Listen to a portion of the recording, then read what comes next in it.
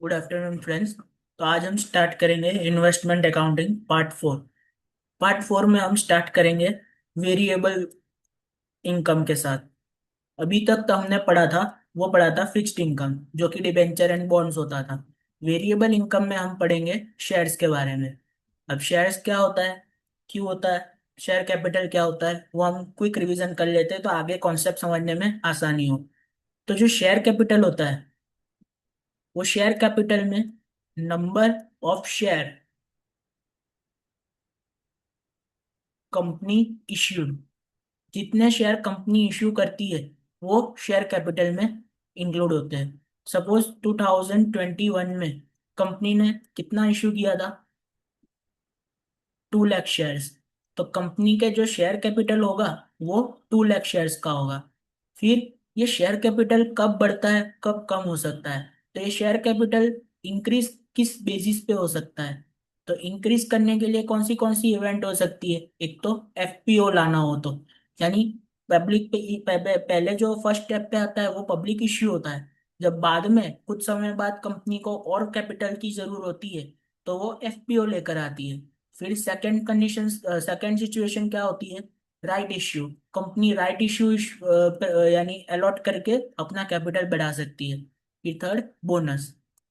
Bonus के लिए कुछ भी कॉस्ट नहीं होता, बोनस फ्री ऑफ कॉस्ट होता है। इस पे इन्वेस्टर कोई कॉस्ट पे नहीं करता, उसको फ्री ऑफ कॉस्ट मिलता है। तो जब भी बोनस की एंट्री हम इन्वेस्टमेंट अकाउंट में करेंगे तो हम जैसे बनाते थे, डेट, पर्टिकुलर्स, फेस वैल्यू। अब इसमें डिविडेंड लिखेंगे और रुपीस लिखेंगे। ये रुपीस के कॉलम में हमेशा कॉस्ट लिखते थे हम, तो कॉस्ट में हम माइनस करेंगे हमेशा। और फेस वैल्यू में जो भी फेस वैल्यू होगी हम लिख देंगे और आगे लिखेंगे टू बोनस। तो बोनस के केस में हमको याद रखना है कॉस्ट हमेशा नील होती है। तो ये सब ऐसे सिचुएशंस था जिसमें कंपनी का शेयर कैपिटल इंक्रीज होता है। अब ये हम क्यों पढ़ रहे हैं, कब इंक्रीज होता है कब डिक्रीज होता है, जैसे कि ये पूरा एक टाइमलाइन है। अभी company total share, company create हुई थी, कंपनी ने शेयर इशू किया था सपोज 2021 में। यहाँ पे कंपनी ने शेयर इशू किया था, कंपनी का शेयर कैपिटल कितना था, 1 लाख शेयर्स का था। अब हम जो इन्वेस्टर्स है, उसने कब बाय किया, 2023-24 में। तो फाइनेंशियल ईयर 23-24 में हमने परचेज किया, और फाइनेंशियल ईयर 23-24 में ही हमको बोनस इश्यू हुआ, और यहाँ पे कंपनी ने डिविडेंड डिक्लेयर किया। और डिविडेंड डिक्लेयर होता है सपोज 2022-23 का। अब यहाँ पे जो बोनस इश्यू है, वो बोनस क्या काम करता है, शेयर कैपिटल को बढ़ाने का काम करता है। अब ये परचेज सेल्स के ट्रांजेक्शन से शेयर कैपिटल बढ़ता या घटता नहीं है, वो बढ़ता भी नहीं है घटता भी नहीं है। परचेज सेल्स से जो शेयर कैपिटल 1 लाख था शेयर्स का, वो 1 लाख ही रहता है। तो जब भी कंपनी डिविडेंड इश्यू करती है तो एग्जिस्टिंग शेयर कैपिटल पे डिविडेंड इश्यू करती है। एग्जिस्टिंग शेयर कैपिटल हमारे केस में 2022-23 में हमको डिविडेंड, 2022-23 में हमारे पास एग्जिस्टिंग शेयर कैपिटल कितना था, एग्जिस्टिंग शेयर कैपिटल था 1 लाख शेयर्स का। ये जो 1 लाख था वो, ये जो एडिशनल बोनस के सपोज 10,000 शेयर्स इश्यू हुए, तो ये न्यू शेयर्स है। न्यू शेयर्स कितने, 10,000। तो 2022-23 का डिविडेंड डिक्लेयर होगा तो ये शेयर्स पे नहीं मिलेगा, वो सिर्फ एग्जिस्टिंग शेयर्स को मिलेगा। ये बोनस शेयर्स को कब ये डिविडेंड मिलेगा, तो अभी हमारा ईयर कौन सा चल रहा है, 23-24। बट अब अज्यूम करते फाइनेंशियल ईयर 24-25 आ चुका। अब फाइनेंशियल ईयर 24-25 आ चुका। अब यहाँ पर कंपनी ने 38 सितंबर 2024 को डिविडेंड इश्यू किया। पर ये डिविडेंड कब इश्यू किया इसने, कौन से फाइनेंशियल ईयर के लिए, फाइनेंशियल ईयर 23-24 के लिए, यानी इसके पहले वाले फाइनेंशियल ईयर के लिए। अब 23-24 में हमारा शेयर कैपिटल एग्जिस्टिंग कितना होगा, ये 1 लाख तो था ही जो कि पहले से था। एंड 23-24 में हमारा बोनस इश्यू की वजह से शेयर कैपिटल कितने से बढ़ गया, प्लस 10,000 से बढ़ गया। तो अब हमारे पास 1.1 लाख का शेयर कैपिटल हो गया। ये कौन से ईयर में हुआ, फाइनेंशियल ईयर 23-24 में। तो अब 24-25 में हमको जब इस साल का डिविडेंड मिलेगा तो हमको 1.1 लाख शेयर्स पे मिलेगा। सिर्फ 1 लाख पे नहीं मिलेगा, 1.1 लाख में मिलेगा। बट इसके पहले वाले एग्जाम्पल में हमको सिर्फ 1 लाख पे मिल रहा था। क्यों? क्योंकि करंट ईयर में एग्जिस्टिंग शेयर कैपिटल कितना था? सिर्फ 1 लाख शेयर्स था। आई होप इतना क्लियर होगा। तो इसको शॉर्ट में वापस समझते कि शेयर कैपिटल जो एग्जिस्टिंग होता है, डिविडेंड उस पे ही मिलता है। बराबर। न्यू इश्यू हुआ है कुछ, न्यू इश्यू हुआ है, वो न्यू इश्यू के रीजन क्या होते हैं? बोनस हो सकता है, राइट हो सकता है। हमारे केस में ये दो चीज आ सकती है। तो ये दो चीज के केस में अगर डिविडेंड कंपनी डिक्लेयर करती है तो करंट ईयर में इन शेयरों पे कोई डिविडेंड नहीं मिलेगा, क्योंकि ये एग्जिस्टिंग का पार्ट नहीं है। एग्जिस्टिंग का पार्ट ये कब बनेगा? नेक्स्ट ईयर में। तो नेक्स्ट ईयर में जब कंपनी डिविडेंड डिक्लेयर करेगी तो इस पे भी मिलेगा, इस पे भी मिलेगा और इस पे भी मिलेगा। आई होप समझ में आया होगा। तो 2020 21, 2021 22, 2022 23, यहाँ पे हमारा शेयर कैपिटल था 1 लाख शेयर्स का। यहाँ पे कंपनी ने बोनस इश्यू किया, वो सपोज 20,000 शेयर्स का। यहाँ पे राइट इश्यू किया 20,000 शेयर्स का। अब यहाँ पे कंपनी ने डिविडेंड डिक्लेयर किया 2021 के लिए। तो यहाँ पे हमको डिविडेंड किस शेयर्स पे मिलेगा? इस पे भी नहीं मिलेगा, इस पे भी नहीं मिलेगा, क्योंकि ये दोनों फ्रेश इश्यू है। एग्जिस्टिंग शेयर कैपिटल कितना था? 1 लाख पे। तो यहाँ पे डिविडेंड ऑन 1 लाख शेयर्स। अब यहाँ पे कंपनी ने वापस से बोनस इश्यू किया 20,000 शेयर्स। अब यहाँ पे कंपनी ने डिविडेंड डिक्लेयर किया फॉर द ईयर 2021-22। तो अब हमको इसमें कितने शेयर्स पे डिविडेंड मिलेगा? तो जो ये शेयर कैपिटल था 1 लाख, उस पे तो मिलेगा। बट अब हमारे में ये भी ऐड हो जाएगा, ये भी ऐड हो जाएगा। यानी 1 लाख प्लस 20,000 प्लस 20,000, यानी 1,40,000, यानी 1.4 लाख पे हमको डिविडेंड मिलेगा। बट इस केस में अभी डिविडेंड नहीं मिलेगा। क्यों? क्योंकि ये फ्रेश इश्यू है। एग्जिस्टिंग कैपिटल में तो अब कौन से शेयर है? ये जो फर्स्ट जो अलॉट हुआ था वो, और प्रीवियस ईयर ये जो दो हुआ था, अब इस साल हमारे में एग्जिस्टिंग का पार्ट हो जाएंगे, तो टोटल 1.4 लाख है। अब मानो 2023-24 में डिविडेंड डिक्लेयर होता है तो ये 1.4 पे तो मिलेगा, और ये 20,000 पे वापस से मिलेगा, यानी 1.6 लाख शेयर पे डिविडेंड मिलेगा। आई होप इतना क्लियर होगा। अब डिविडेंड तो हमको मिल जाएगा। अब डिविडेंड में भी दो तरह के डिविडेंड होते हैं। एक प्री एक्विजिशन डिविडेंड प्रॉफिट होता है, एक पोस्ट एक्विजिशन प्रॉफिट होता है। अब ये क्या होता है इसको समझ लेते हैं। सपोज ये हमारी टाइमलाइन है। यहाँ पे हमारा फाइनेंशियल ईयर स्टार्ट होता है। कौन सा फाइनेंशियल ईयर होगा? ये 22-23 का। यानी इसके पहले का जितना भी फाइनेंशियल ईयर का होगा वो कौन सा फाइनेंशियल ईयर होगा? 21-22। एंड ये हमारा फाइनेंशियल ईयर एंड होता है 31 मार्च 2023। अब इसके बाद का जो भी फाइनेंशियल ईयर होगा ये फाइनेंशियल ईयर 23-24 होगा। ठीक है। ये फाइनेंशियल ईयर 22-23। इतना समझ में आया? अब क्या होता है? ये 1/4/2022।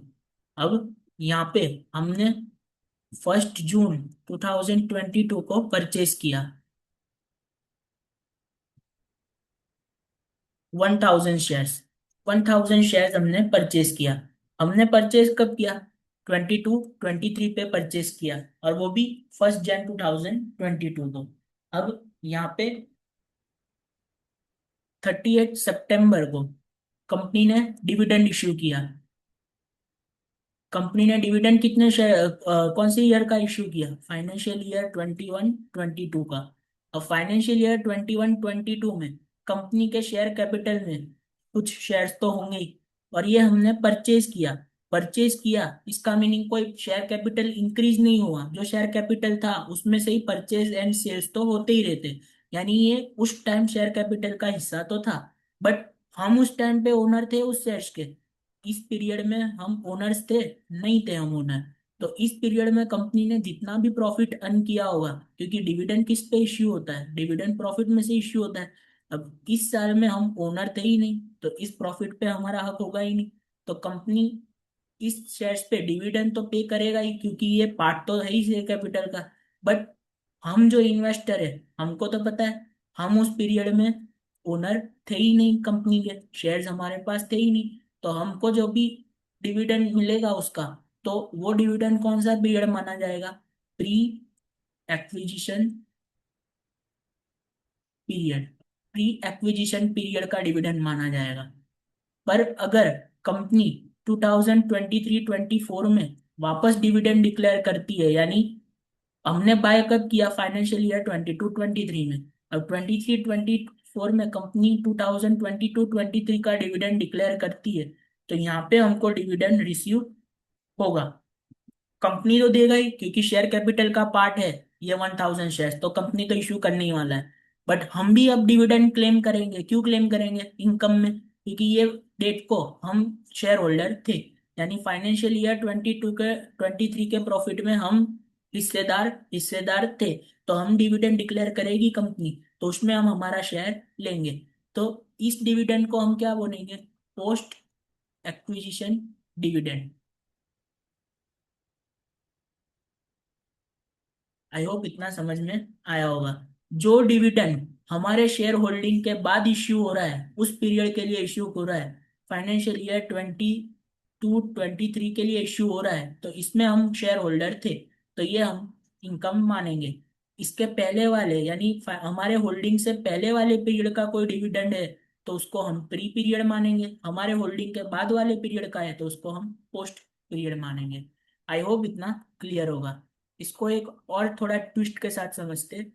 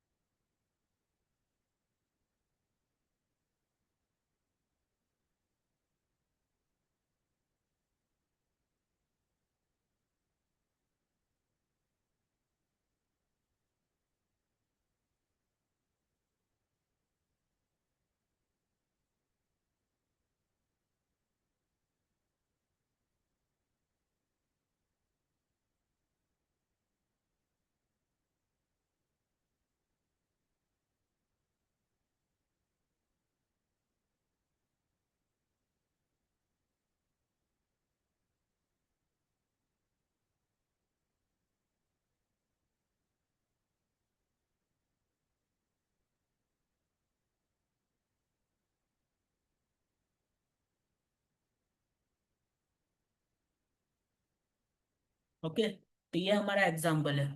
1/4/20 को फाइनेंशियल ईयर स्टार्ट होता है। जब भी फाइनेंशियल ईयर स्टार्ट हुआ, हमारे पास ओपनिंग बैलेंस ऑफ शेयर्स था 1 लाख शेयर्स का। यानी ये 1 लाख शेयर्स पिछले फाइनेंशियल ईयर से हमारे पास पड़े हुए हैं। तो पिछला फाइनेंशियल ईयर कौन सा होगा? 1920 का। करंट फाइनेंशियल ईयर में हमने परचेज किया। अब परचेज किया तो शेयर कैपिटल का पार्ट तो यहाँ पे भी ये शेयर होगा ही। बट सपोज यहाँ पे पर्सन ए के पास था, तो अब हमारे पास आ गया। तो शेयर कैपिटल का तो पार्ट था ही, तो डिविडेंड डिक्लेयर हुआ, तो इस पे डिविडेंड तो मिलने ही वाला है। अब 30 सितंबर को राइट इश्यू हुआ 1000 शेयर का, तो ये तो न्यू शेयर कैपिटल हो गया। ये तो इस टाइम पे शेयर कैपिटल का पार्ट था ही नहीं, तो इस पे डिविडेंड तो इस साल मिलेगा ही नहीं। तो इस साल तो इस पे डिविडेंड कोई मिलने वाला ही नहीं है। बट नेक्स्ट ईयर जब हम डिविडेंड मिलता है, तो ये 1 लाख पे तो मिलेगा, ये 20,000 पे तो मिलने ही वाला है, और ये 1000 पे भी मिलेगा। नेक्स्ट ईयर की बात कर रहे हैं। बट करंट ईयर में इसके ऊपर कोई डिविडेंड मिलने वाला नहीं है। बट अब डिविडेंड डिक्लेयर हुआ 20% 1920 के लिए। अब 1920 ये वाला पीरियड है, ये वाले पीरियड में हम ओनर थे, तो हम प्रॉफिट में हिस्सा लेंगे। पर कितने शेयर का हिस्सा लेंगे? सिर्फ 1 लाख शेयर्स का।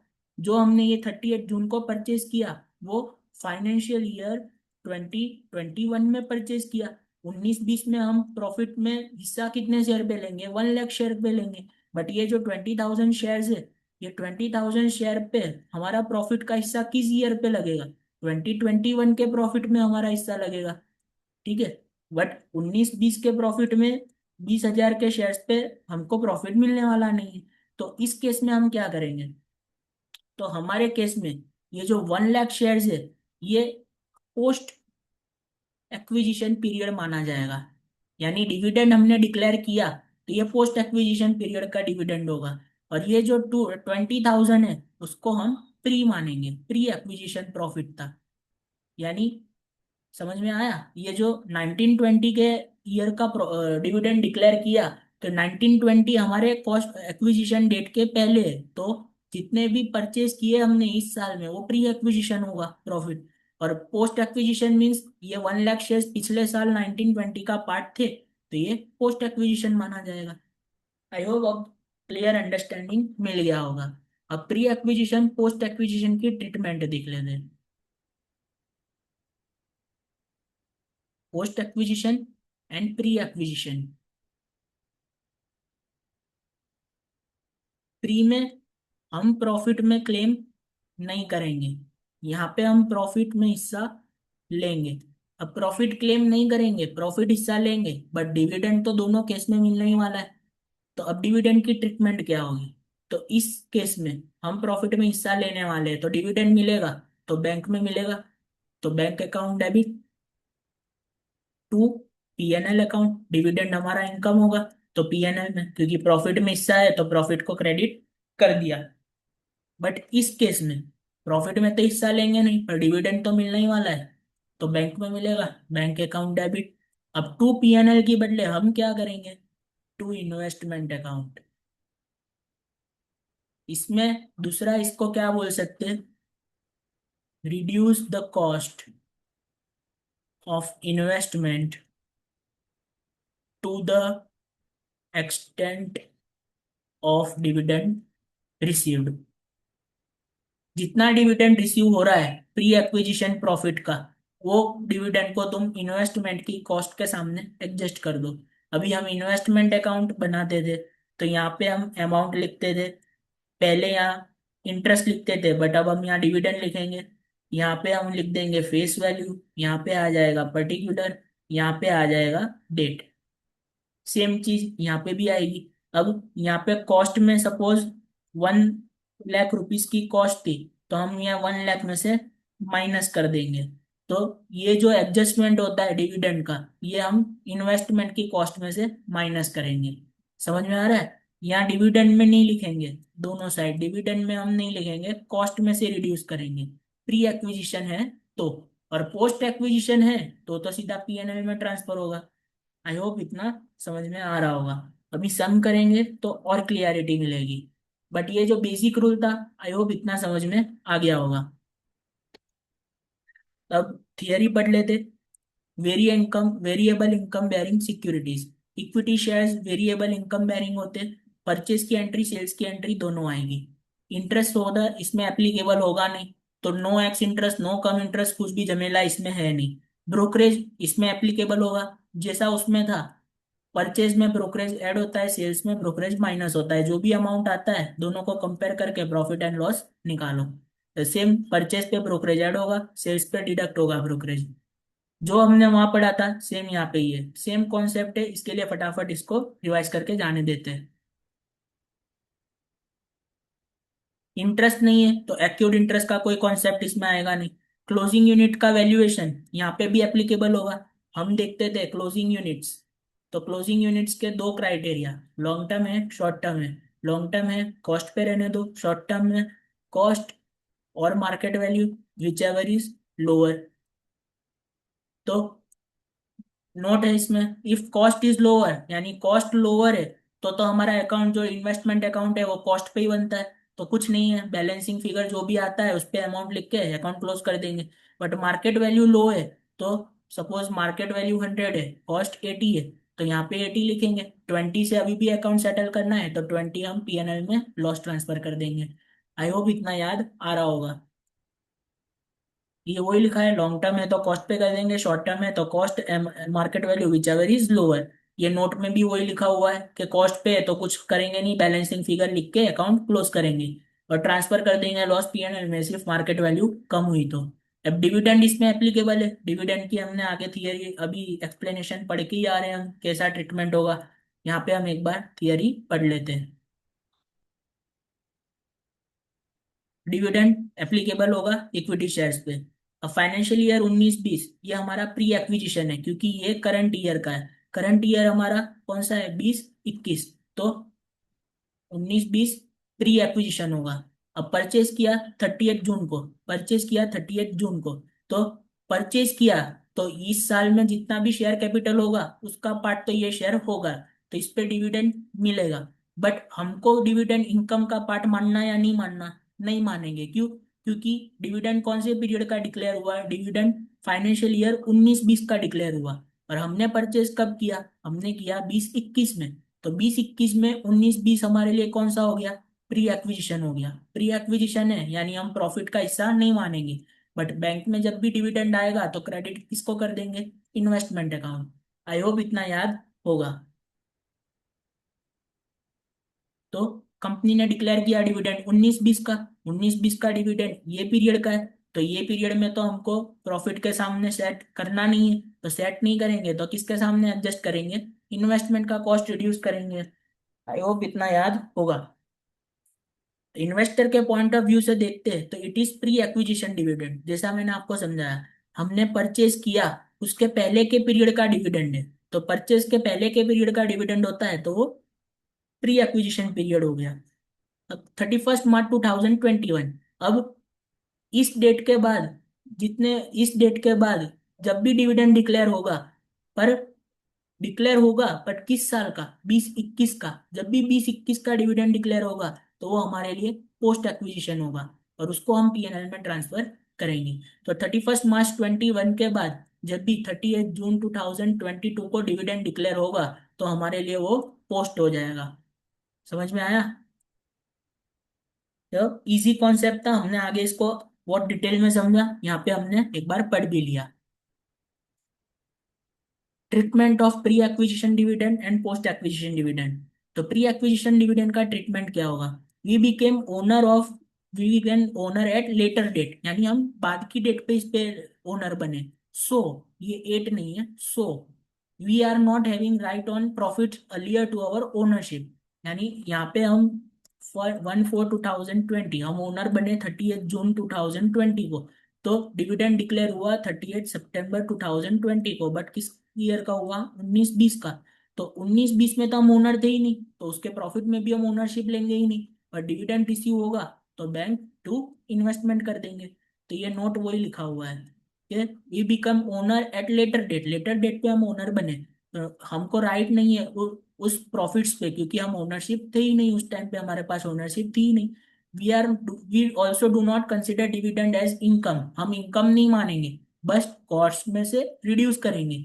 If such dividend is declare out of pre acquisition profit, pre acquisition profit में से कोई भी डिविडेंड डिक्लेयर हुआ है तो हम उसको इन्वेस्टमेंट के सामने कॉस्ट रिड्यूस करके सेट ऑफ करेंगे। तो उसकी एंट्री क्या होगी, bank account debit to investment account, जैसे हमने आगे समझाया था। आई होप समझ में आ रहा होगा। पोस्ट एक्विजिशन है, तो हमने आगे एंट्री बताया था। पोस्ट एक्विजिशन प्रॉफिट हमारा ही है, सब हमारा है, तो डायरेक्ट डिविडेंड को किस में ट्रांसफर करेंगे, प्रॉफिट में। तो bank account debit to PNL account. Pre होता, प्री में हम क्या करते, बैंक टू इन्वेस्टमेंट। समझ आ गया? आगे बढ़ते हैं हम।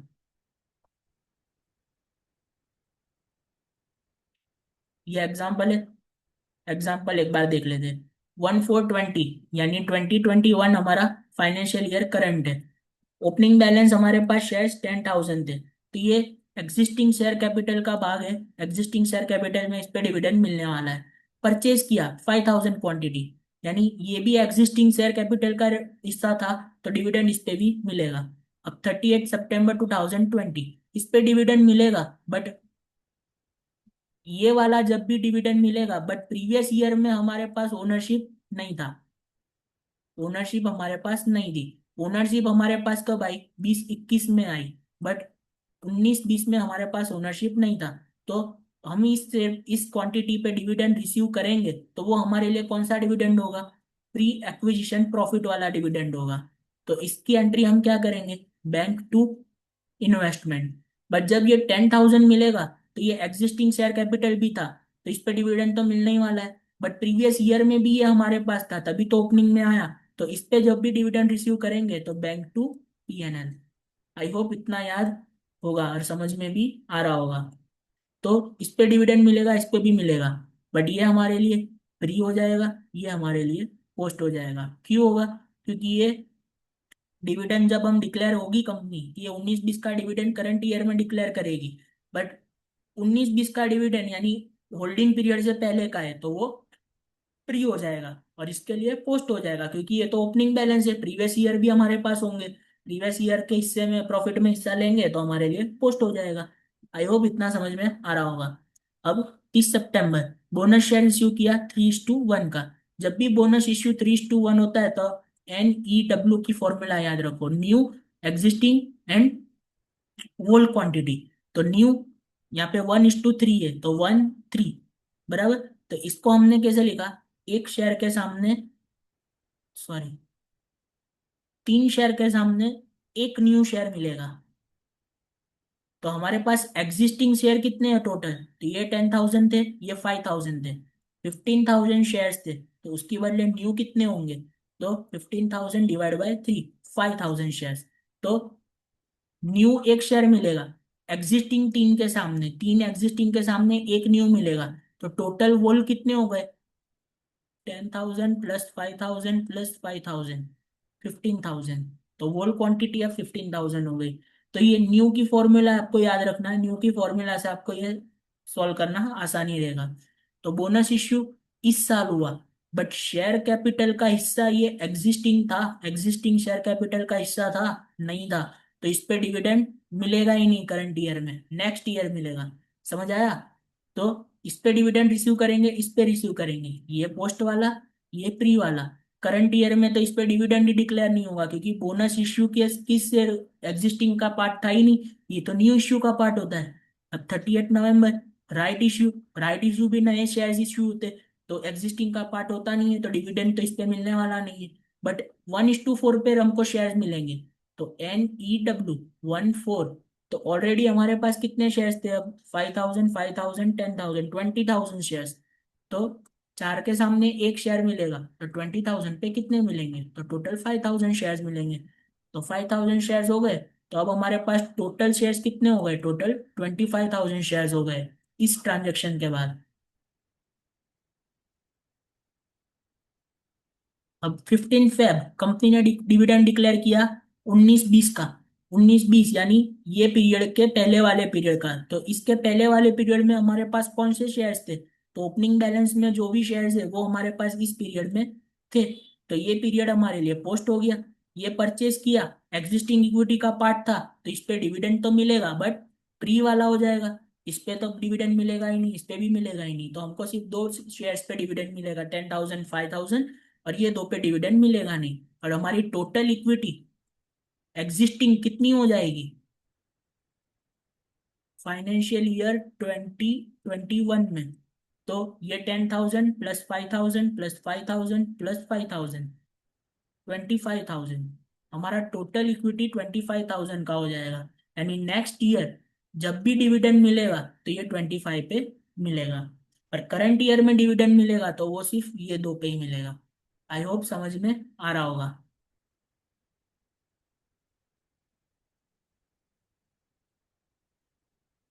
नीचे क्वेश्चन है, देख लेते हैं। On how many shares dividend would be received, तो डिविडेंड कितने शेयर्स पे हमको मिलने वाला है, तो ये हमने ऊपर अभी सॉल्व किया। डिविडेंड हमको कितने शेयर्स पे मिलने वाला है, एक तो ये शेयर्स पे मिलेगा और एक ये शेयर्स पे मिलेगा। तो एक 10,000 पे मिलेगा, 5,000 पे मिलेगा, 15,000 पे टोटल मिलेगा। ये दोनों न्यू इक्विटी है, एग्जिस्टिंग तो है ही नहीं, इसीलिए इस पे इस साल नहीं मिलेगा, नेक्स्ट ईयर इस पे भी मिलेगा। अब when would treatment, what would be the treatment of dividend, ये दो पे डिविडेंड मिलने वाला है, तो ट्रीटमेंट बताओ, ट्रीटमेंट क्या होगा।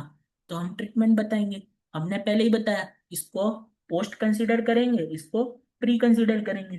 तो यहाँ पे लिखा हुआ है 10,000 शेयर्स, पोस्ट एक्विजिशन डिविडेंड मिलेगा, क्रेडिट टू पीएनएल, पोस्ट को हम पीएनएल में हिस्सा लेते हैं तो पीएनएल में क्रेडिट करेंगे।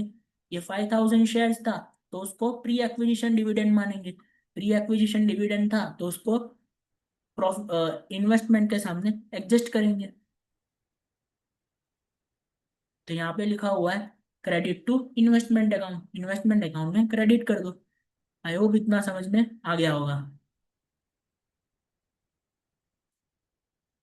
नीचे जाते हैं हम। इलस्ट्रेशन 9। ये इलस्ट्रेशन समझ में आ गया तो आपको डिविडेंड के इक्विटी शेयर्स के सारे कॉन्सेप्ट ये इलस्ट्रेशन में कवर हो जाते हैं। अब इलस्ट्रेशन पहले पढ़ लेते।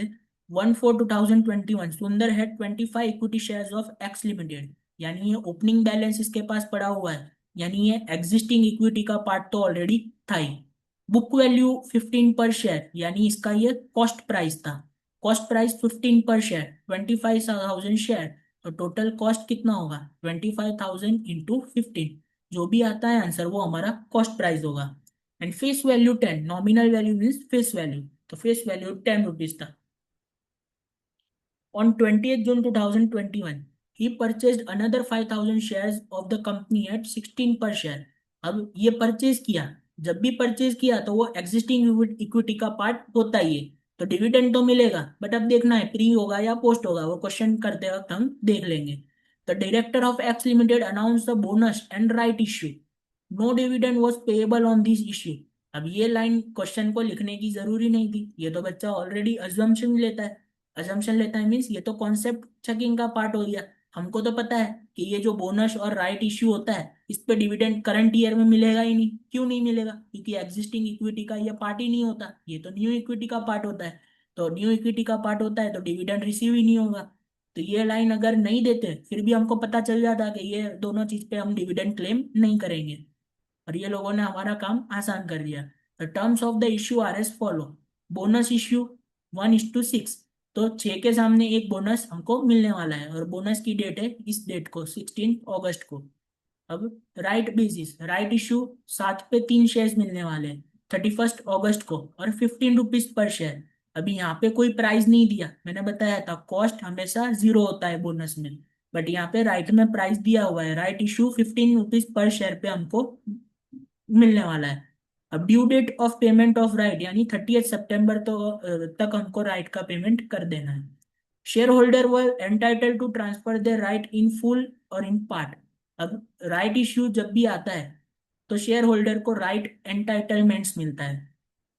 सपोज 1,000 शेयर्स आपके पास था, कंपनी ने उस पर 500 शेयर राइट इश्यू आपको दिए, तो ये 500 जो शेयर्स है वो अभी शेयर्स नहीं बोलेंगे, उसको एंटाइटलमेंट्स बोलेंगे। 500 इज इक्वल टू एंटाइटलमेंट्स। अब ये 500 को आप सब्सक्राइब भी कर सकते हो। सब्सक्राइब करना हो तो कितना रुपए देना है? 15 रुपीज पर शेयर। तो 15 रुपीज दे के हम सब्सक्राइब कर देंगे। ये 500 क्वांटिटी नहीं होगा, ये हाइपोथेटिकल एग्जांपल है। और चाहे तो हम इसको सेल भी कर सकते हैं। इसको सेल करेंगे तो जो भी इनकम होगा वो हमारा पीएनएल होगा। पीएनएल में हम सीधा ट्रांसफर करेंगे। सब्सक्राइब करेंगे तो एंट्री क्या होगी? इक्विटी शेयर्स में हमारे पास आएंगे तो इक्विटी शेयर अकाउंट डेबिट, या तो इन्वेस्टमेंट अकाउंट डेबिट टू क्या जाएगा हमारे पास से? Bank account. और ये जो हम सेल करेंगे तो बैंक में पैसे आएंगे, तो bank account debit to PNL. I hope इतना क्लियर होगा। तो यहाँ पे क्या लिखा हुआ है? Entitle to transfer their rights, यानी हमारे पास जो ये राइट शेयर आने वाले हैं इसमें से हम किसी को बेच भी सकते हैं, इन फुल या इन पार्ट, सारे भी बेच सकते हैं या कुछ भी बेच सकते हैं। अकॉर्डिंगली सुंदर ने क्या किया? 33.33% ऑफ द राइट एंटाइटलमेंट किसको बेच दिया? शेखर को बेच दिया। शेखर को कितने शेयर, कितना राइट्स बेच दिया? 33.33% @2 पर शेयर। तो सपोज 100 शेयर्स इसको एंटाइटल हुआ था, तो 33.33 यानी अप्रोक्स अप्रोक्स 33 शेयर्स इसने सोल्ड कर दिया @2 रुपीज, तो 66 रुपीज पीएनएल में जाएगा। और बाकी का जो भी अमाउंट है 74 रुपीज,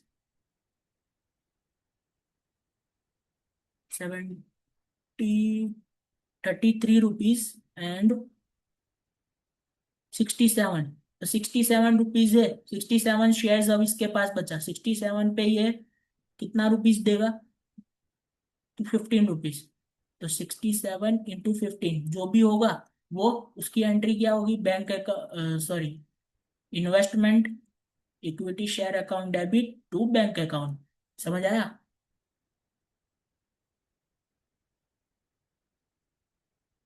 ये टू पर शेयर की एंट्री क्या होगी, bank account debit to PNL. जो भी अमाउंट आएगा उससे हम डेबिट क्रेडिट कर देंगे। एंड इतना उसने बेच दिया, राइट, और बाकी का उसने सब्सक्राइब किया होगा। तो 100 में से -33.33%। इसके अलावा जो भी बैलेंस हुआ वो उसने सब्सक्राइब किया होगा तो equity share investment account debit to bank account, इसकी एंट्री ये हो जाएगी। नीचे वर्किंग नोट्स हमने बनाई हुई है, उसमें हम एग्जैक्ट अमाउंट के साथ समझेंगे। अब dividend dividend for the year ended 31 मार्च 2021, 31 मार्च 2021, ये हमारा टाइमलाइन था। 1/4/21, 31 मार्च 2022। तो ये ईयर एंडेड 21 का है, यानी इस पीरियड का डिविडेंड है। इस पीरियड का डिविडेंड कंपनी ने डिक्लेयर किया है। 20% डिविडेंड जब भी मिलता है फेस वैल्यू का मिलता है। फेस वैल्यू कितना है, 10 है। तो 10 का 20% कितना हुआ, ₹2 पर शेयर डिविडेंड डिक्लेयर होने वाला है। Dividend for the share acquired by him on 20 to be adjusted against the cost of purchase. अब इसमें क्या लिखा हुआ है, dividend for the shares acquired by him on 28 June 2011। तो ये कौन से शेयर की बात हो रही है, ये वाले शेयर की। 28 जून 2011 को इसने 5000 शेयर परचेज किया था। उसको एडजस्ट करना है डिविडेंड जो भी मिलता है कॉस्ट ऑफ परचेज के साथ। ये भी उसको लिखने की जरूरत नहीं थी। 38 जून को उसने एक्वायर किया शेयर्स। अब ये एग्जिस्टिंग इक्विटी का पार्ट तो होगा, तो डिविडेंड मिलेगा। बट डिविडेंड कौन से ईयर का मिल रहा है, इस ईयर का मिल रहा है। इस ईयर में हमारे पास ये परचेज वाले शेयर्स थे नहीं थे, तो पीएनएल में इफेक्ट जाएगा नहीं जाएगा। पर डिविडेंड रिसीव करेंगे तो हम क्या लिखेंगे, bank to investment equity shares. ठीक है। तो हमने कहाँ एडजस्ट किया, इन्वेस्टमेंट अकाउंट में एडजस्ट किया। तो ये वही बोल रहा है, adjust against the cost of purchase. तो इन्वेस्टमेंट अकाउंट कॉस्ट पे बनता है, तो हमारा डेबिट बैलेंस होता है इन्वेस्टमेंट अकाउंट का। तो इसको हमने क्या किया, क्रेडिट क्रेडिट किया। तो क्रेडिट करेंगे तो कॉस्ट क्या होगी, कम होगी। तो ये हमने क्या किया, against the cost of debenture. ये नहीं लिखता तो भी हमने समझाया हुआ ही है कि इसको ऐसे ही ट्रीटमेंट करना है। अब हमको क्या करना है, 15 नवंबर को सुंदर ने 25,000 इक्विटी शेयर सोल्ड कर दिए 5,000 प्रीमियम पे। तो फेस वैल्यू कितना था, 10। तो उस पे प्रीमियम कितना हुआ, ₹5। तो टोटल ₹15 में उसने सेल कर दिया। अब ये सारे एडजस्टमेंट्स को हमको टाइमलाइन पे प्लॉट करना है। तो नीचे हमने टाइमलाइन बनाई हुई है, टाइमलाइन से ही हम सॉल्व करेंगे।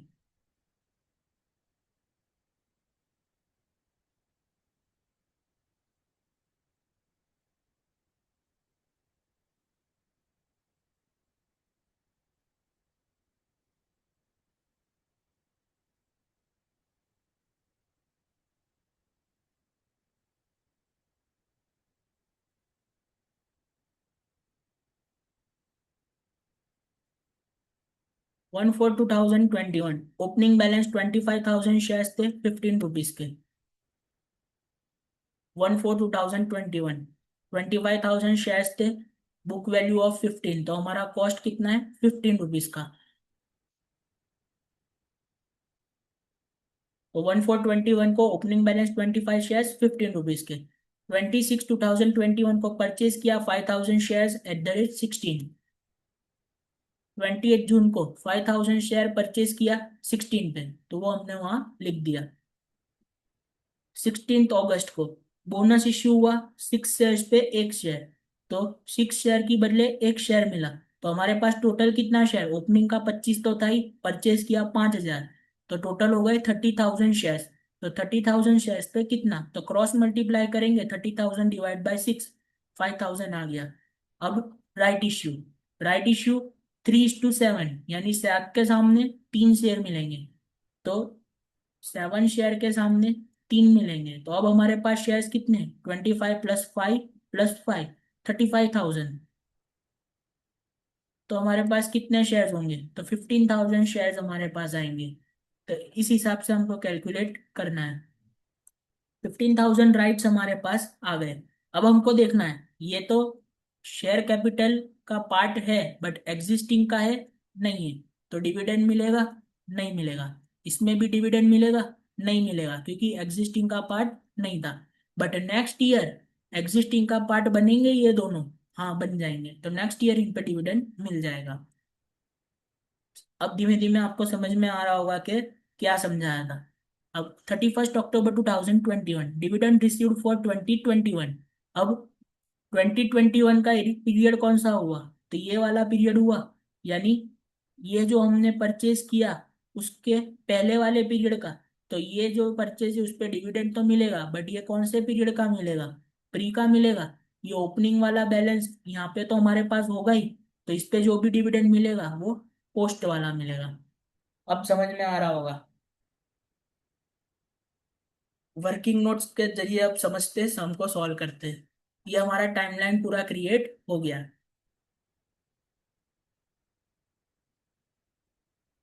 ये हमारा investment account, date particular face value, अब इंटरेस्ट की बदले डिविडेंड लिखेंगे, amount, date particular face value dividend amount. साथ में हमको पीएनएल अकाउंट भी ड्रॉ करने बोला है, तो हम पीएनएल अकाउंट भी बना देंगे। ये अब हमारा पीएनएल अकाउंट है, पर्टिकुलर्स अमाउंट पर्टिकुलर्स अमाउंट। सबसे पहले वर्किंग नोट नंबर 1। तो हमारा टाइमलाइन पे सबसे पहले क्या पॉइंट था, अब वो हम देख लेते हैं।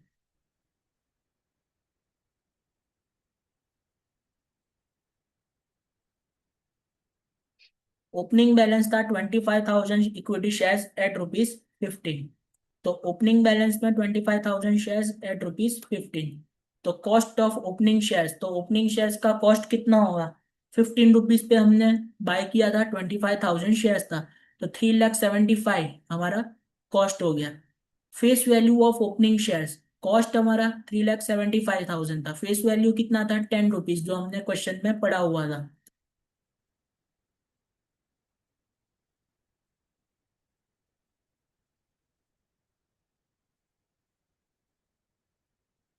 फेस वैल्यू 10 रुपीज इधर लिखा हुआ है।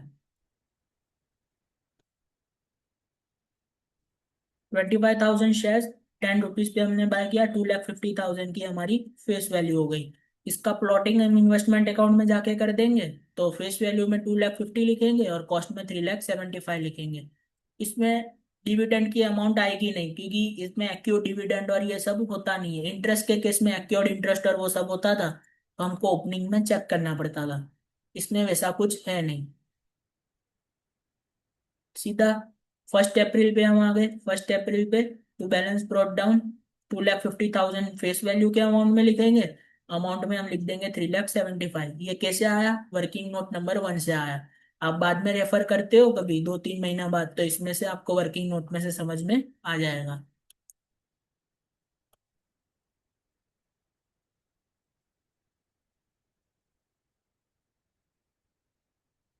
सेकंड, अब हम दूसरी टाइमलाइन पे जाके देख लेते सेकंड ट्रांजेक्शन क्या था। सेकंड, हमने 28 जून 2021 को परचेज किए थे 5,000 shares at 16 rupees. 5,000 shares at 16 rupees हमने परचेज किया था। तो परचेज 5,000 शेयर्स एट 16 रुपीज, तो 5,000 इंटू 16, 80,000 हुआ। ना एक्स इंटरेस्ट का झंझट है ना कम इंटरेस्ट का झंझट है, सीधा ये 80,000 हमारा कॉस्ट प्राइस हो गया। इसकी एंट्री हम क्या मारेंगे, equity share investment account debit to bank account. तो इन्वेस्टमेंट अकाउंट में debit side to bank account 80,000 से हम एंट्री कर देंगे।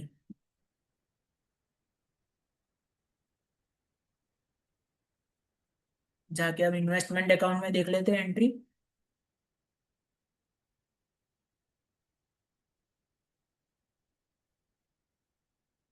28 जून को टू बैंक अकाउंट 80,000 को हमने अमाउंट के कॉलम में लिख दिया, और 5,000 शेयर्स हमने परचेज किया था, 10 की फेस वैल्यू था। तो 5,000 इंटू 10, 50,000 फेस वैल्यू में आएगा। डिविडेंड इसमें कुछ था नहीं, तो यहाँ पे हम कुछ लिखेंगे नहीं। Okay. Third working note, purchase 5,000 into 16, ये हमारा हो गया, ये भी हमारा हो गया था। अब बोनस, 6:1 पे बोनस मिलने वाला है। हमने कैलकुलेशन कर दिया था 5,000 शेयर्स हमको बोनस में मिलने वाले हैं। बट इसका बोनस है तो कॉस्ट तो कुछ होगा नहीं, बट फेस वैल्यू होगा। 5,000 × 10, 50,000 की फेस वैल्यू होगी। इसकी वर्किंग नोट देख लेते हैं कैसे बनी हुई है।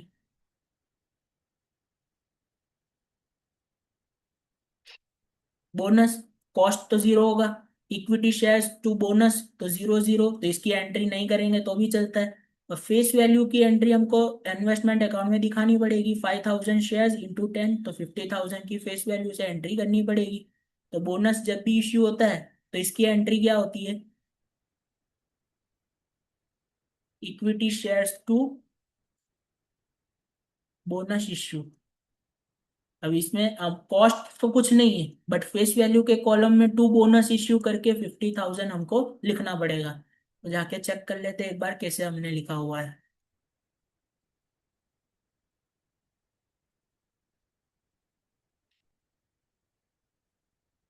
16 अगस्त को to bonus issue 50,000 face value के कॉलम में आएगा। यहाँ पे कुछ नहीं, यहाँ पे कुछ नहीं, working note number 3। Okay. Next, ये हो गया, ये हो गया, ये हो गया। अब राइट, 15,000 शेयर्स हमको राइट मिलने वाले हैं। 15,000 में से हमने 33.33% सोल्ड कर दिए। तो 15,000 × 33.33% करेंगे तो अप्रोक्स राउंड फिगर करेंगे तो 5,000 शेयर्स हमने सोल्ड कर दिए। सोल्ड कितने में किए थे? ₹2 में। ये कहाँ पे लिखा हुआ है? क्वेश्चन में जाके देख लेते हैं।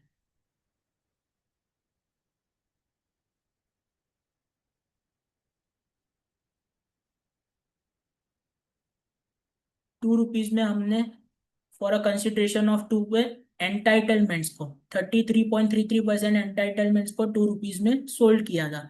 यानी 5,000 एंटाइटलमेंट्स इसने सेल कर दिए थे। इसकी वर्किंग नोट बना के देख लेते।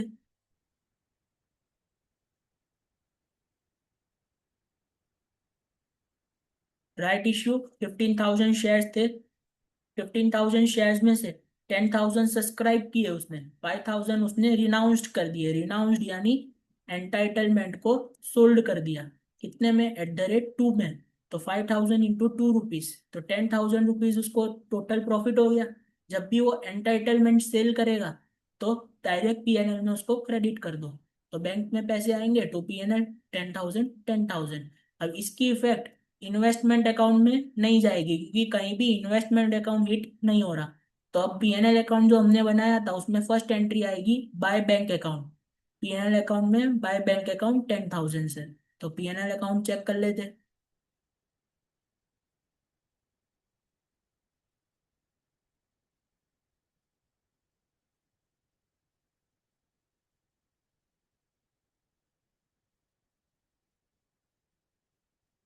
Bye bank account right renounce किया हमने 10,000। ये हमारा इनकम था, इसके लिए पीएनएल में क्रेडिट साइड आया। समझ आया? हमने प्रीवियस एग्जांपल्स में आपको बताया था जब भी पीएनएल अकाउंट डेबिट साइड आता है इन्वेस्टमेंट के डेबिट साइड, तो उसका मीनिंग क्या हुआ? प्रॉफिट हुआ। और पीएनएल का अकाउंट जब भी होगा तब ये वाला प्रॉफिट ट्रांसफर होके यहाँ आता है। जब भी हम पता है लास्ट में टू पीएनएल जितना भी इंटरेस्ट का अमाउंट था उसको प्रॉफिट पीएनएल में ट्रांसफर कर देते। तो डिफरेंस कहाँ आया था? Debit side. डेबिट साइड आया यानी वो प्रॉफिट हुआ। तो जब भी वो पीएनएल के अकाउंट में आता तो वो क्रेडिट साइड आके बैठता। तो क्रेडिट साइड आया तो हमारी इनकम। अब कॉन्सेप्ट क्लियर हो रहे होंगे धीमे धीमे। तो ये एंट्री हमने राइट रिनाउंसमेंट का कर दिया 10,000 का।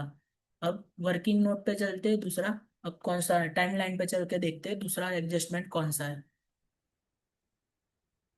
सब्सक्राइब कर दिए 10,000 शेयर्स, तो इसकी एंट्री तो हमने पीएनएल में दे दी। अब सब्सक्रिप्शन की entry, equity shares, investment account debit to bank account. 10,000 shares का जितने में हमने सब्सक्राइब किया उतने में हम एंट्री पास कर देंगे। तो वर्किंग नोट में जाके देखते हैं हमने क्या एंट्री की हुई है।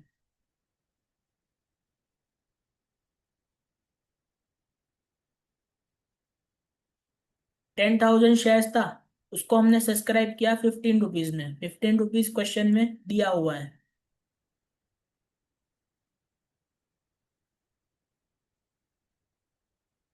राइट बेसिस 3:7 का था और राइट को जो सब्सक्राइब करने वाले हैं वो ₹15 था। जो हम राइट एंटाइटलमेंट बेचने वाले जो कि हमारा पूरा प्रॉफिट होता है वो 2 रुपीज में हमने बेचा। और जो शेयर्स हम सब्सक्राइब करने वाले हैं राइट के वो 15 रुपीज में हम सब्सक्राइब करेंगे। तो जो हम सब्सक्राइब करने वाले 10,000 शेयर्स 15 रुपीज में, तो टोटल कॉस्ट आ गया 1,50,000। और इसकी एंट्री होगी equity shares investment account debit 1,50,000 to bank account 1,50,000। और शेयर्स कितना था? 10,000 शेयर्स था, फेस वैल्यू 10 का था, तो फेस वैल्यू के कॉलम में 1 लाख आएगा। जाके चेक कर लेते राइट इश्यू वाले। अब ये इन्वेस्टमेंट अकाउंट हिट हो रहा है इसमें, ये इन्वेस्टमेंट अकाउंट, तो इसकी एंट्री इन्वेस्टमेंट में हिट होगी।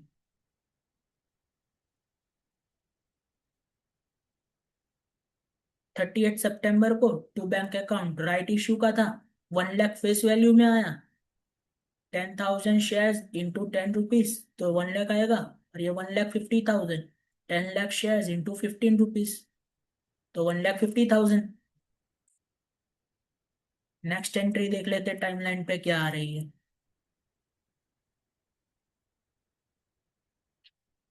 Dividend received for financial year 2021।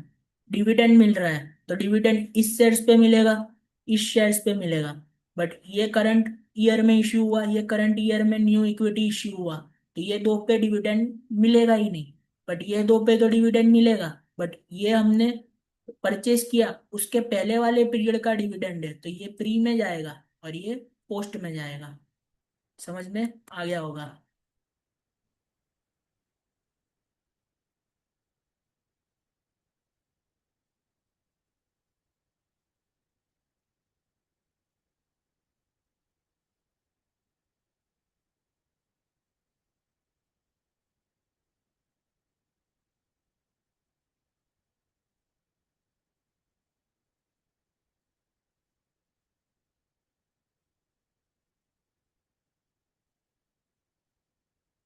Dividend for financial year 2021 shares eligible. जो ओपनिंग शेयर्स थे वो एलिजिबल होंगे, जो परचेज किए वो एलिजिबल होंगे।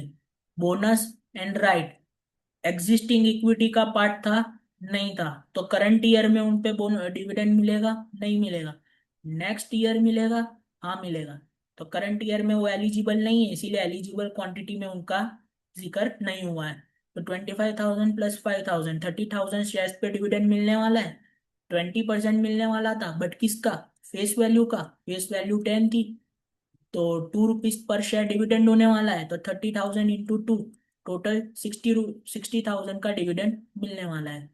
अब 60,000 में से ऐसा ना करना हो तो हमने दूसरी वे में भी कैलकुलेशन किया हुआ है। 25,000 एंड 5,000, ये 5,000 हमारे लिए प्री हो गया, ये हमारे लिए पोस्ट हो गया। पोस्ट है तो पीएनएल में सेट ऑफ करेंगे, प्री है तो इन्वेस्टमेंट में सेट ऑफ करेंगे। तो 5,000 shares, 20% dividend of face value, always face value का होगा। तो 5,000 into 10 rupees face value into 20%, 10,000 का डिविडेंड हुआ। या 25,000 20% ऑफ फेस वैल्यू, तो 25,000 10 रुपीज की फेस वैल्यू, 20% टोटल मल्टीप्लाई करेंगे 50,000।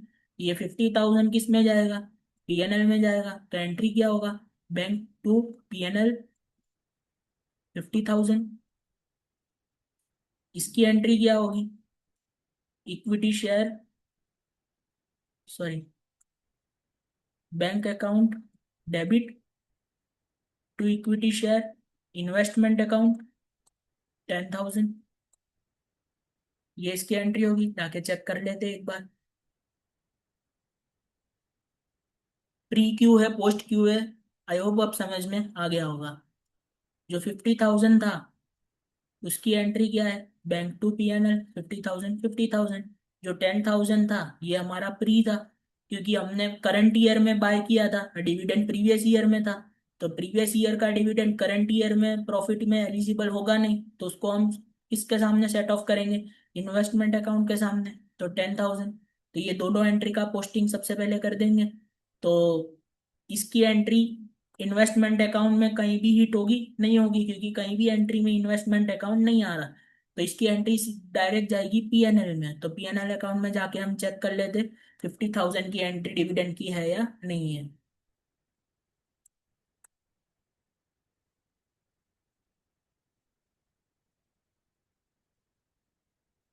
यहाँ पे हम देख लेते, by profit and loss on sale account, sorry ये वाला नहीं था, इसके ऊपर वाला, बाय बैंक अकाउंट डिविडेंड 50,000। तो राइट इश्यू का एंट्री हो गया, डिविडेंड का हो गया, पीएनएल का काम यहाँ पे हो गया ये एंट्री के लिए।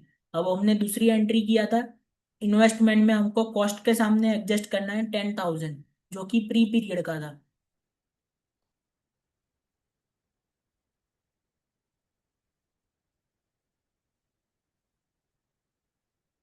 31/10 को बाय बैंक अकाउंट हमारी एंट्री क्या थी, bank account debit to investment account.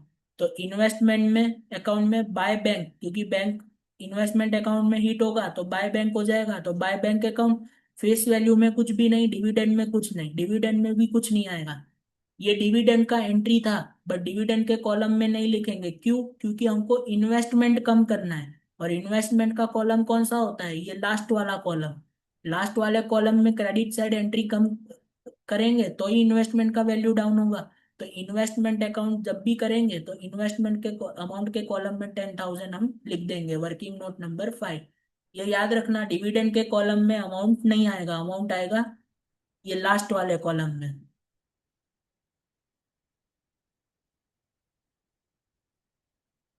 10,000 का एंट्री हमने यहाँ पे सेट ऑफ कर दिया। तो इससे हमने क्या किया, इन्वेस्टमेंट का डेबिट बैलेंस होता है, हमने क्रेडिट कर दिया एंट्री को। तो डेबिट बैलेंस में से क्रेडिट किया तो इन्वेस्टमेंट का वैल्यू कम हुआ, तो हमने एडजस्ट अगेंस्ट इन्वेस्टमेंट कॉस्ट कर दिया, जो कि क्वेश्चन ने हमको बोला था, और वो नहीं बोलता तो भी हम यही करते। अब लास्ट ट्रांजेक्शन हमारा सेल का बचा हुआ है। तो सेल हमने कब किया, 15 नवंबर को हमने सोल्ड किए 25,000 शेयर्स एट 15 रुपीज। तो 10 रुपीज उसका फेस वैल्यू था, 5 रुपीज प्रीमियम था। ये एडजस्टमेंट कहाँ पे लिखा हुआ था, ये देख लेते हैं।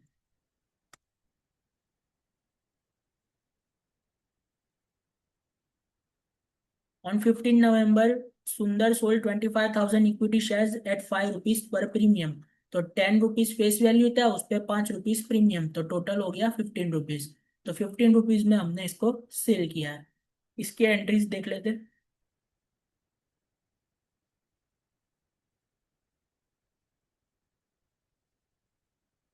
सेलिंग प्राइस 25,000 शेयर्स 15 रुपए में सेल किया, तो टोटल हमारा सेलिंग कितना हो गया, 3,75,000। अब ब्रोकरेज है नहीं इसमें, ब्रोकरेज होता तो इसमें से ब्रोकरेज माइनस करते, जो अमाउंट आता उसको कॉस्ट के साथ कंपेयर करके पीएनएल निकालते। पर ब्रोकरेज है ही नहीं, तो ये हमारा फाइनल अकाउंट है। अब कॉस्ट प्राइस, कॉस्ट हमको कैसे निकालना है, एवरेज कॉस्ट पे कैलकुलेट करना है। एवरेज कॉस्ट कहाँ से आया, क्वेश्चन में दिया हुआ है, देख लेते हैं।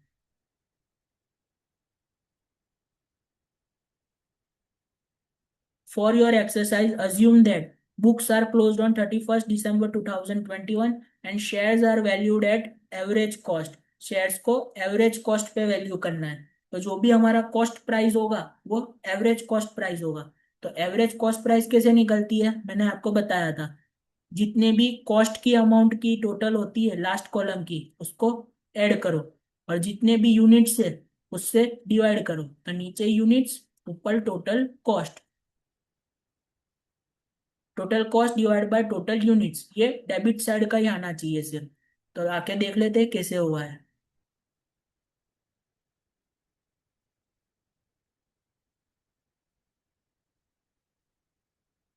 हमारे पास टोटल डेबिट साइड कौन सा एंट्री है, 3,75,000, 80,000 एंड 1,50,000।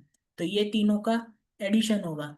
ये तीनों का एडिशन करके ये तीनों की क्वांटिटीज कितनी है वो क्वांटिटी से डिवाइड हो जाएगा, तो जो भी अमाउंट आएगा वो हमारी एवरेज कॉस्ट प्राइस होगी। तो वर्किंग नोट्स में जाके देख लेते हैं क्या आ रहा है हमारा average cost price. Calculation of average cost, selling के बाद हम direct calculation of average cost पे आते हैं। तो total of all cost, debit side का total divide by total units. तो 3,75,000, 80,000, 1,50,000, ये 3,75,000, 80,000, 1,50,000, ये वाला हमने वहां लिख दिया। डिवाइड बाय 45,000 यूनिट्स हो गया। तो 45,000 यूनिट्स कैसे आया, तो ये 25,000 यूनिट्स था, ये 5,000 हुआ, ये 5,000 हुआ, एंड ये 10,000 हुआ। तो 20,000 प्लस 25,000, तो 45,000 टोटल यूनिट्स हमारे पास आ गए। तो यूनिट डिनोमिनेटर में हमारे पास टोटल 45,000 यूनिट्स आ गए और ऊपर हमारी सारी कॉस्ट का टोटल आ गया। तो सारी कॉस्ट का टोटल 5,95,000 डिवाइड बाय 45,000, तो एवरेज कॉस्ट प्राइस 13.22 आ गया। तो हमने यूनिट्स कितने सेल किए थे? 25,000। तो टोटल कॉस्ट कितनी होगी 25,000 यूनिट्स की? 25,000 इंटू 13.22। इसको सॉल्व करेंगे तो राउंड ऑफ करके 3,30,000 हमारा कॉस्ट आ गया। तो कॉस्ट सेल्स 3,75,000 में से कॉस्ट हम माइनस करेंगे। ये 13.22 क्यों लिया? क्योंकि क्वेश्चन में बोला था एवरेज कॉस्ट पे वैल्यू करना है। तो एवरेज कॉस्ट निकालने के लिए सारे डेबिट्स को प्लस किया, डिवाइड बाय टोटल यूनिट्स किया, तो ये करके 13.22 आ गया। 13.22 हमारी कॉस्ट प्राइस हो गई। टोटल शेयर्स कितने थे? 25,000, तो टोटल कॉस्ट 3,30,000। अब सेल्स में से कॉस्ट माइनस हुआ तो 4,445 का प्रॉफिट हुआ। इसकी एंट्री क्या होगी? बैंक में पैसे आएंगे तो सेल करने पे कितने पैसे आएंगे? 3,75,000, तो 3,75,000 लिख दिया। इन्वेस्टमेंट अकाउंट जब भी डेबिट क्रेडिट होगा कॉस्ट से होगा, तो कॉस्ट कितना था? 3,30,000। तो हमारे केस में ये जो 3,30,000 था वो कॉस्ट था, तो वो यहाँ आ जाएगा। अब इसका और इसका डिफरेंस क्या होगा? प्रॉफिट होगा। 4,445, तो 4,445 का प्रॉफिट आ गया। तो पीएनएल अकाउंट में क्या हिट होगा? पीएनएल अकाउंट में ये वाली एंट्री एक जाएगी, इन्वेस्टमेंट अकाउंट में ये वाली अमाउंट से एंट्री जाएगी। तो दो एंट्री हम करेंगे, तो सबसे पहले पीएनएल में देख लेते 4,445 बाय बैंक। बाय बैंक लिख सकते हैं या तो फिर प्रॉफिट ऑन सेल लिख सकते हैं। तो पीएनएल अकाउंट में जाके हम देख लेते हैं profit on sales by bank account कितना है।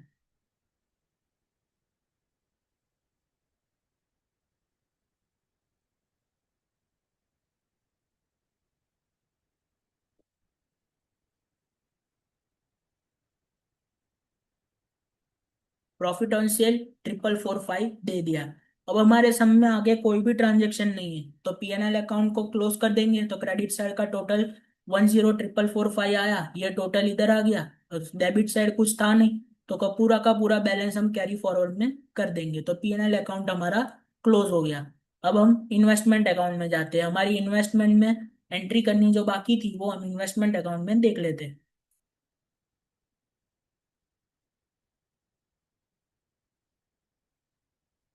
Bank account debit to investment account, तो ये हमने सेल किया। तो इन्वेस्टमेंट हमारी कितने रुपए से बाहर गई? बैंक 3,30,000 से, तो इन्वेस्टमेंट अकाउंट को 3,30,000 से क्रेडिट करना होगा। तो इन्वेस्टमेंट में क्या आएगा? Bye bank account 3,30,000। तो इन्वेस्टमेंट अकाउंट में चेक कर लेते हैं जाके। इन्वेस्टमेंट अकाउंट में सेल किया, पैसे बैंक में आए, तो बैंक में पैसे आएंगे। 3,30,000 की कॉस्ट बाहर गई, तो कॉस्ट के कॉलम में 3,30,000 से क्रेडिट कर दिया। और शेयर्स कितने थे? 25,000, फेस वैल्यू 10 थी, तो 2,50,000 फेस वैल्यू में आ गया। अब सारे ट्रांजेक्शन हमारे पूरे हो गए।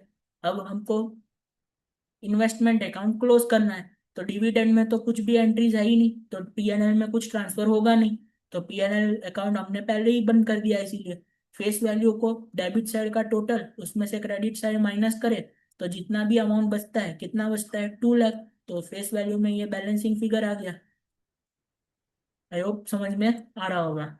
अब ये जो कॉस्ट का डेबिट साइड टोटल है, ये सारे टोटल को ऐड करो, इसमें से ये दो टोटल माइनस करो, जो भी अमाउंट बचता है 2,64,445, ये बैलेंसिंग फिगर है जो कैरी फॉरवर्ड होगा। अब नेक्स्ट ईयर ये amount to balance brought down कितना आएगा? फेस वैल्यू में 2 लाख आ जाएगा, यहाँ पे कुछ नहीं आएगा, और यहाँ पे 2,64,445, यहाँ पे ये आ जाएगा। समझ आ रहा है? तो ये था हमारा investment accounting chapter. I hope सबको समझ में आया होगा। और इसी के साथ हमारा इन्वेस्टमेंट अकाउंटिंग का पूरा चैप्टर यहाँ पे फिनिश होता है। जितने भी सम्स थे करने लायक वो हमने यहाँ पे देख लिए।